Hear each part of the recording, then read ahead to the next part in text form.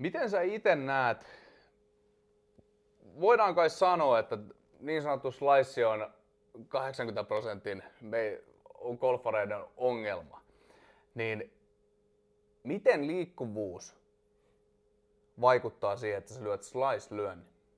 Jos se voidaanko me sanoa, että jos sulla on huono liikkuvuus, niin todennäköisesti se slice sieltä tulee? Kyllä, voidaan sanoa näin. Slice tulee siitä, että me tullaan ulkoa sisään ja meillä on lapa auki. Niin siinä ensinnäkin pitää korjata se, että me tullaan ulkoa sisään. Meidän pitää saada se tulemaan sisempää, se lapa palloon. Ja se ei ole mahdollista, ellei meillä ole hyvät mekaniikat, jotka mahdollistaa se liikkuvuus.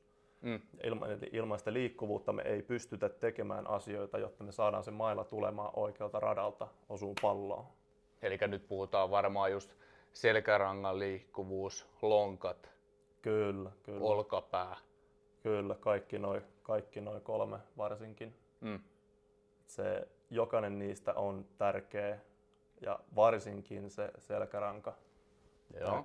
Pystyy kiertymään täältä, vaikka niin kuin alavartalo pysyy paikallaan.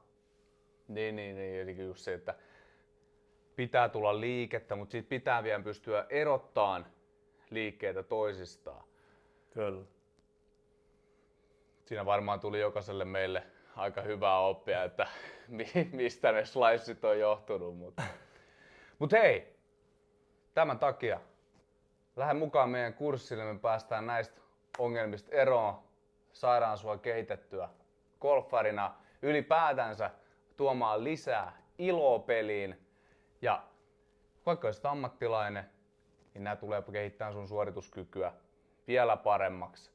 Joten lähde mukaan. Lähde mukaan.